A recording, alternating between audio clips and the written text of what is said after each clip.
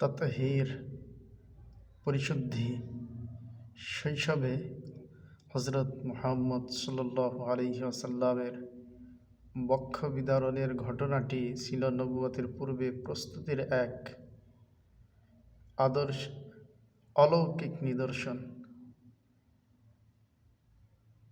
হালিমা রাদিয়াল্লাহু তাআলা আনহার তত্ত্বাবধানে থাকা অবস্থায় দুই ফেরেশতা এসে তার বক্ষ বিদীর্ণ করে জমজমের পবিত্র পানি দ্বারা হৃদয়ের পরিশুদ্ধ করেন।